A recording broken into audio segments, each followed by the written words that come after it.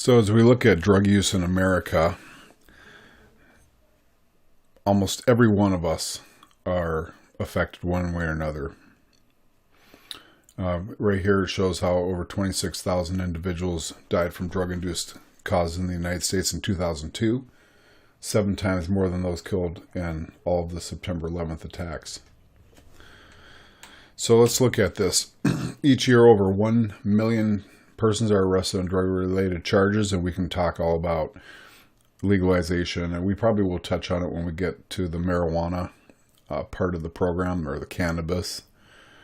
We'll talk about legalization and some of the implications of legalizing it, but it's still a federal violation. There's still laws in the books, and people are still arrested on drug-related charges. And a lot of times, at least in Arizona, they have options for you to get treatment if you get arrested for possession for personal use. And it actually takes like 2 or 3 or even sometimes 4 times to get arrested before you would ever even go to jail. Rarely would you ever go to prison. And those that say, oh, the prisons are full of people that are just casual drug users, I can tell you that's not true. There are people in prison on drug charges. A lot of them are traffickers or drug dealers. If there is somebody that's in prison as a drug user, I can almost guarantee if you look at what their original charges were, it was theft, burglary, some other charge with a drug crime. And as our system is known to do, they plea bargain and they say, you know what, we'll drop the theft charge, the burglary charge, we'll drop these other felony charges if you plead to this drug charge.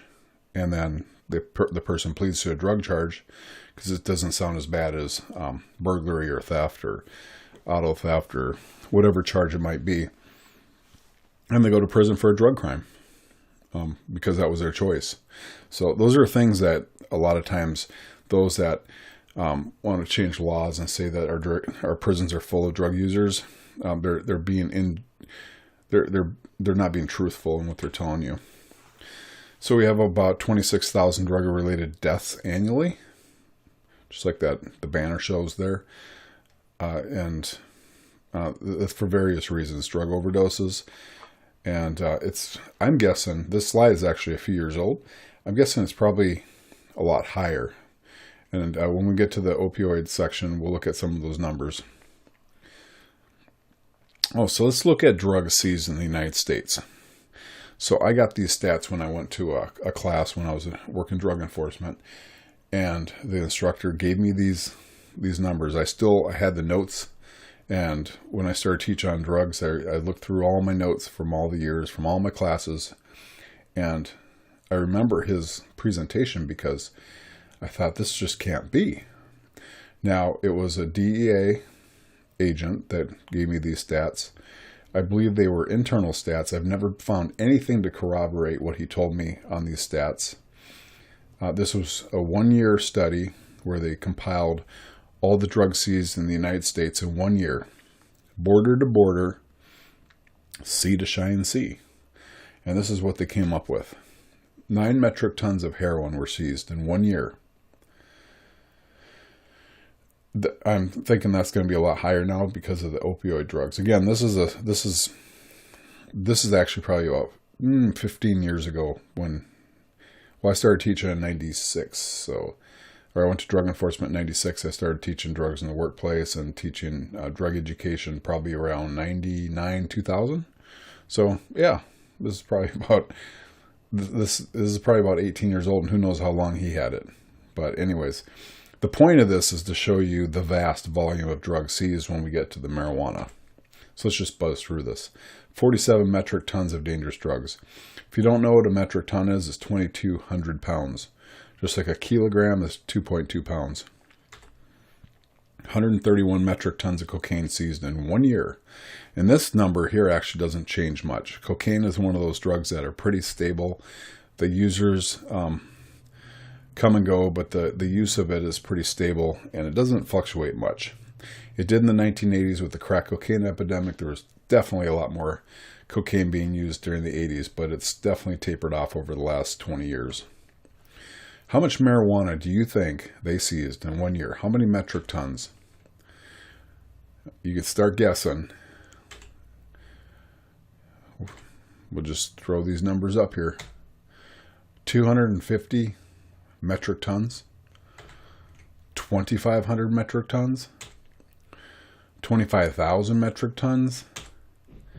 How about 250,000 metric tons of marijuana were seized in 1 year? Border Patrol, Customs, local law enforcement, anybody that seized drugs and reported it as a seizure that went to the federal government as a stat, those were included. So how do you visualize 250,000 metric tons? All right, well, you live in Arizona. You've seen the America West Arena. I think it's called Talking Sticks Arena now. I'm not sure what it's called. I actually don't go down there too often. Oh, we got some sound effects going here. There's an America West Arena, as I knew it, downtown.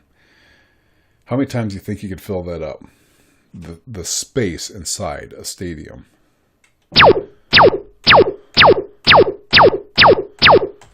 How about 9 times? Or let's do this. If you filled semi trucks, the trailers, and put them bumper to bumper, you'd have 25,000 semi trucks full of seized marijuana that would go from Phoenix to Yuma, or 202 miles. Now that seems like a lot. Again, I haven't been able to corroborate this study, but marijuana is the most abused illegal drug in our country, and I will always call it an illegal drug because every state that has passed it for recreational use or for medicinal purposes, because of some state legislation or some voter approved ballot or proposition, every one of those are in violation of federal law. It is still a federal violation to use marijuana. And so our government hasn't done anything about it. It chose not to do anything about it over the past few years. When the laws went into effect, the federal government didn't do anything about it. But the federal government could tomorrow say every state or every medical marijuana distribution center, recreational drug distribution center, Colorado, Washington, California, Alaska, every state that's legalized drugs for recreational use, they could say, you got 30 days to shut it down or we're going to come after you federally. So just to let you know, all these states that are passing all these laws, they're still violating federal law. So at some point, our federal government may or may not do something about it. If they're true about the drug problem and about being so upset about opioid addiction, marijuana is a drug. Like, why would you legalize something that is known to be addictive? Look at how many issues we have with alcohol. And just to touch on alcohol briefly, because I don't know if I'll get to it at another point, I don't drink alcohol personally. I've never used drugs. I don't drink alcohol. I have no interest in it, and I just don't do it. Alcohol causes more damage, destruction, and deaths in our society than all the illicit drugs put together. So that's just to put things in perspective. Obviously, I'm very anti-drug, things that take away anything from us being a good, productive, safe citizen, and anything that can keep us safer from other people that choose to do drugs and alcohol. So what is a drug? A drug is any substance that changes or enhances any physical or psychological function in the body. We're going to talk about illicit drugs. Sugar's a drug, caffeine's a drug. There's a lot of things that are drugs because it changes or enhances any physical or psychological function in the body. Sugar's a stimulant, caffeine's a stimulant. Nicotine, obviously, and chewing tobacco and cigarettes is a drug. Alcohol is a drug. But, and pick your poison. There are so many different drugs out there. We're not even going to cover them in this whole online course because there's too many drugs to cover in great depth. So we're going to kind of surface, go over the most prevalent drugs that are in society, and then go deeper on some of them like the marijuana, the methamphetamine, the opioids, the drugs that are causing the biggest problem. But we'll still touch on rave drugs like ecstasy, GHB, gamma hydroxybutyrate. It's like a drink. That's a sedative. We're still going to cover some of those. So remember how I mentioned that it's still illegal to manufacture, possess, or distribute a controlled substance? It is. It's a federal violation. There's federal statutes that say it. There's also state statutes that say it. A state can't create its own laws to supersede federal laws. If all states just decide to come up with their own laws, we could have some serious problems, because you might be like, hey, you know what, I'm good. I like this legal marijuana because maybe it works for you. But what if they come up with another law that doesn't work for you?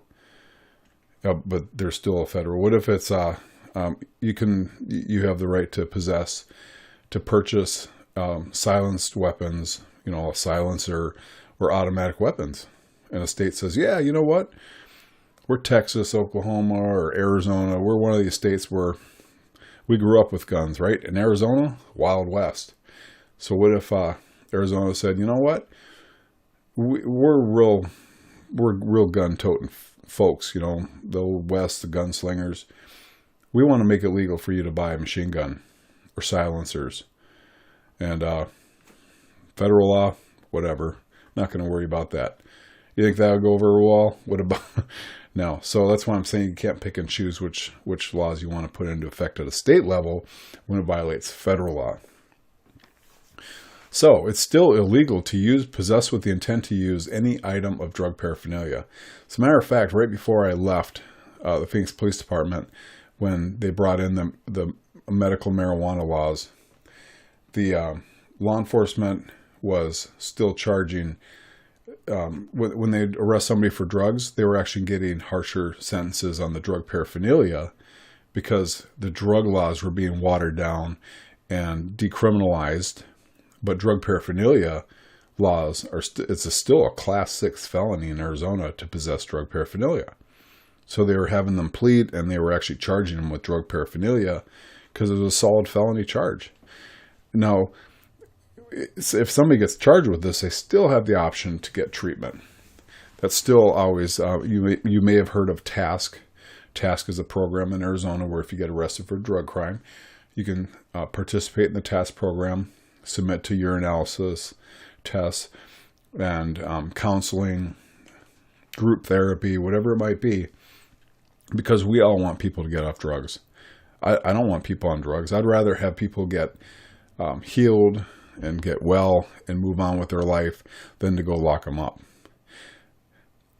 But sometimes people have problems, and I'll tell you one thing, one area where law enforcement does help with drugs is it causes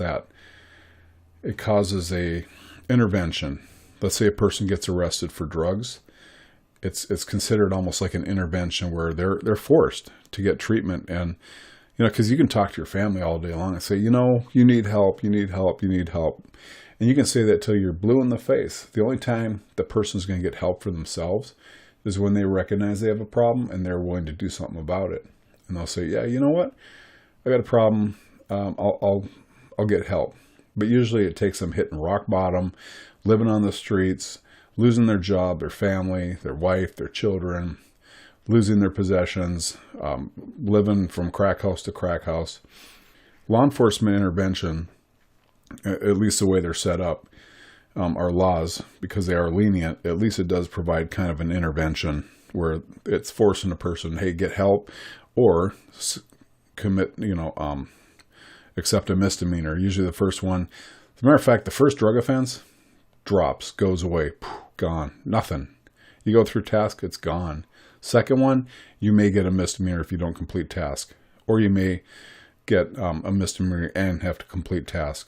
Third one, you may or may not get a misdemeanor designated. And then to get a felony conviction for a drug possession for a user, I can tell you right now, it's pretty tough. Our courts aren't throwing out and handing out drug convictions left and right.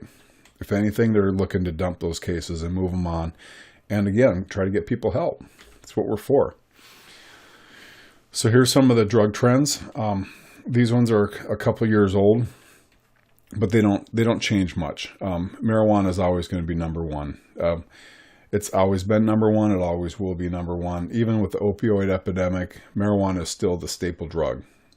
It's still 80%, of the drugs out there. If you've never heard of the Pareto principle, the 80-20 rule, marijuana is that 80%. You have 80% of drug users using marijuana, and you'll see that coming up. Then we have synthetic marijuana, which has nothing to do with marijuana. It is not synthetic marijuana. It's basically called spice. It mimics marijuana, but it has a lot of other bad things with it, and we'll talk about that when we get to it. Then you have Adderall, which is for ADD and ADHD. Adderall is basically like Ritalin. And then you have Vicodin, cough medicine. So these are past year use of illicit drugs and pharmaceuticals among 12th graders. And then here's various drugs by 12th graders. So anyways, okay. And I think I have some of these updated. When we get to the specific drugs they're updated more recent, but a lot of this doesn't change percentage-wise. So past month illicit drug use, about 25% use illicit drugs. So that's about 1 out of 4 people. Numbers in millions, 25 million that say they use an illicit drug. 1 out of 4 people. Marijuana, 20.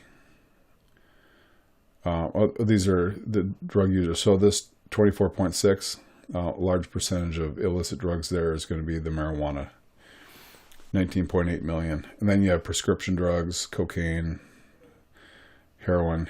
This right down here, I can guarantee is probably a little bit higher. And I'll show you updated stats when we get to those numbers. 45% of Americans report illegal drug use by themselves, friends, or family. Think about it. Think about a friend or a family member that has a drug issue. I would say nowadays, almost nearly all of us can think of somebody that a friend or family that's involved in drugs. This is a interesting slide where it talks about illicit drug use in the past month among persons ages 12 or older. And look at up here in Oregon. This is really high. Washington's really high. Guess what state that is? Oh, Utah. White, like almost non-existent. There's California over here, Arizona, Texas. And I'm not real good with my New England states, so I don't even know what state that is. Maybe Connecticut or something. I don't know. I think they may have some issues up there.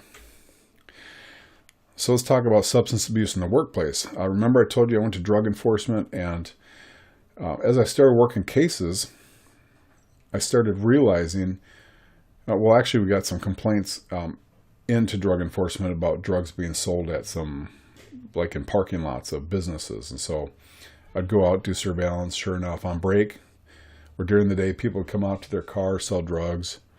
Some of them worked for companies that they had company vehicles, and I'd follow them around all day. They'd deliver drugs to coworkers and other people. Some of them worked in warehouses, and they would come out during the break, like I said, and sell drugs and use drugs. And so we'd make arrests, and when I'd talk to managers, and we'd let them know the other employees that were buying drugs, they were shocked. They're like, not Joe and Susie, and they're like, I can't believe they're using drugs. And I said, well, how are they as employees? And then the light bulbs would start going off, and they think, well, you know what? They are often late to work. A lot of times they're gone what days? Fridays and Mondays. And as they started looking at the employees, they seen that there were symptoms in their work performance and behaviors that were tied to drugs. So I was actually working on my bachelor's degree at the time. And so I did my bachelor's degree, my paper, whatever they call it, the class paper, your final research project. I did it on substance abuse in the workplace, created a whole program, and I actually started going out to companies and doing training for managers on how to recognize drug use in the workplace, either behaviors, symptoms. Brought paraphernalia to show them, and they started identifying employees that were using drugs. So think about it. 77% of illicit drug users are employed. That's 9.4 million people. 77% of illicit drug users are employed. And before I was a cop, I always thought, well, yeah, the drug users are just transients or bums or, people that are just not working, don't have jobs. And it's not true. Most of them do work. So they're out there. Wherever you work, they're probably there as well.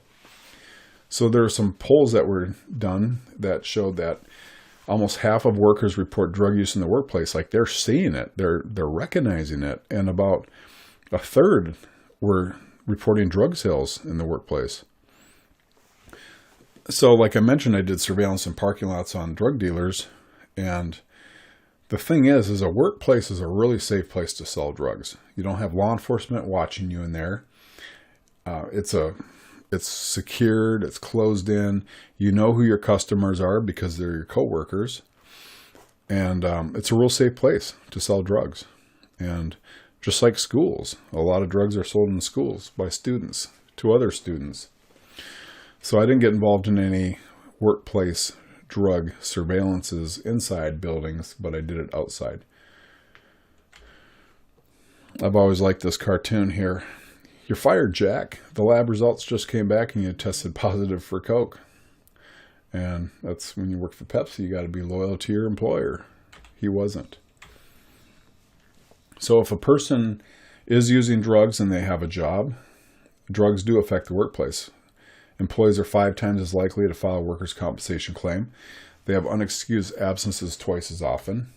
They're late for work 3 times as often. They request early dismissal twice as often. And they're more likely to steal and be involved in workplace accidents. This is what I consider a poor decision, poor judgment.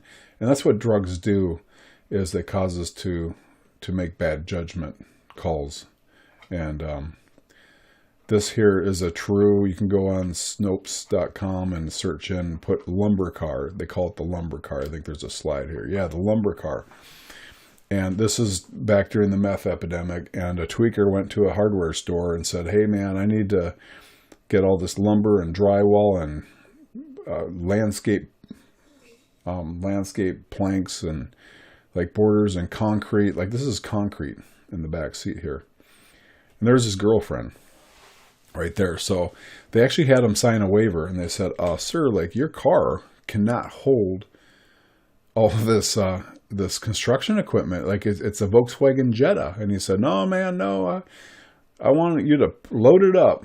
And so they had him sign a waiver. They said, we'll put it on your car, but we are not responsible. I'm surprised they even did it. Like who could not anticipate this happening? The back seat is full of concrete bags. And so that's what they did. So search it up if you'd like. It's a true story. And it just goes to show that workplace accidents are higher when people are using drugs. They make poor decisions, and they're dangerous to be around. Drug users, 15% of illicit drug users have worked high on the job in the past year. Of those 15%, 40% work high at least once a week. I can tell you right now, in the states that have legal marijuana, even though some companies still drug test. And by the way, if you work for a company that drug tests and you fail a marijuana test, the federal government still supports the employer, the workplace, the company, and you can fire that employee if it's in your policy. What's happening is some of these states that have legal drug, not legal, they have recreational drug laws at the state level. A lot of these states are having trouble finding employees that aren't using drugs.